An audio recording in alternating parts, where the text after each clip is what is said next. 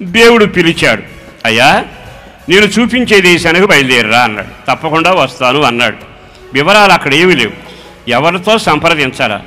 దేవుడి మాటకు లోబడిన వాడై, నాకు దేవుడు చూపిస్తున్న ఒక దేశం ఉంది, ఆ ప్రత్యక్షత నేను చూడాలి, ఆ దేశంలో అడుగుపెట్టాలి అని భార్యను, సహోదరుడు కొడుకును, యావదాస్తిని మూటగట్టుకుని బయలుదేరి వచ్చాడు. ఆ బయలుదేరి వచ్చాక ఎక్కడికి చేరాడంటే కనాను అనే ప్రాంతంలో షెకెము దగ్గర సింధూర వృక్షం దగ్గర కాపురం పెట్టి గుడారం వేశాడు.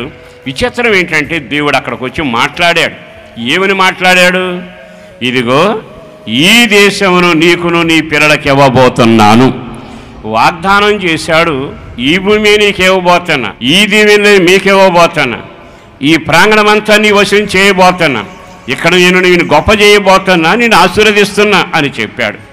అన్నాక వెంటనే అతడేం చేశాడో తెలుసా? తనకు ప్రత్యక్షమైన యెహోవాకు ఒక బలిపీఠం కట్టాడు. దేవుని చిత్తం తెలియబడగానే ఇది నీకు ఇస్తాను, ఇది నీ పిల్లలకి ఇస్తాను, మీరు ఇక్కడే వర్ధిల్లుతారు, ఇది పాలు తినల దేశం, ఇది నేను ఇస్తాను నా కనాను దేశం అనగానే సాష్టాంగపడి నమస్కారం చేసి చాలా సంతోషమయ్యా అని ముగించాల.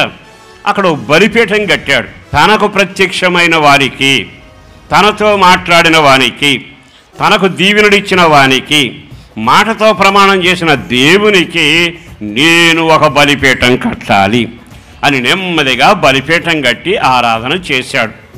బలిపీఠం అంటే మీలో చాలామందికి తెలుసు కదా, దేవునికి ఇంపైన వస్తువుల్ని బలిపీఠం మీద బలర్పిస్తాం. అది గొవ్వే కానీ, పావుర పిల్లే కానీ, మేక పిల్లే కానీ, గొర్రె పిల్లే కానీ, గోధుమ పిండే కానీ, ఏదైనా కానీ దేవునికి ఇష్టమైంది అర్పిస్తే ఆ బలిపీఠం మీద అగ్ని కాల్చేస్తే దేవుడు సంబరపడినట్టు. దేవుడు అడగరా నాకు ఒక బలిపీఠం కట్టు అన్నా. ఈయనంటాడు నాకెంత వాగ్దానం చేశాడే, అసలు నాకు ప్రత్యక్షం అవడం ఏంటి, నేను మట్టి గట్టాను. ప్రత్యక్షమయ్యాడు, వాగ్దానం చేశాడు, ఈ భూమి నీకు ఇస్తానన్నాడు, నీ పిల్లలకి ఇస్తాను, ఇన్ని చెప్పాడే. అంత చేసిన నా దేవుణ్ణి సంతోషపరిచి నేను కృతజ్ఞత చెప్పాలి అని ఆలోచించి నెమ్మదిగా కృతజ్ఞత కొరకు బలిపీఠం కట్టాడు. అబ్రహాం లాంటి జీవితమే మనం జీవిస్తున్నామా? దేవుడు మనకి ఎన్ని కార్యాలు చేశాడు? మన పాపం నుంచి విడిపించాడా? పాలు తేనెల దేశం అని చెప్పిన పరలోకానికి పిలిచాడా? తన రక్తం ద్వారా మనల్ని కన్నాడా, కడిగాడా, పరిశుద్ధపరిచాడా? ఉండడానికి ఒక సహవాసం ఇచ్చాడా? మందక కాపరికి ఒక సేవకుడిని ఇచ్చాడా? సత్తువగల తోటలో మనల్ని నాటాడా? దేవుని యొక్క దర్శనం ద్వారా ప్రతి దినం, ప్రతిరోజు, ప్రతి వారం ఆయన మనం దర్శిస్తున్నాడుగా. ఇన్ని కార్యాలు చేసిన దేవునికి మనం చేయగలిగింది ఏమిటి?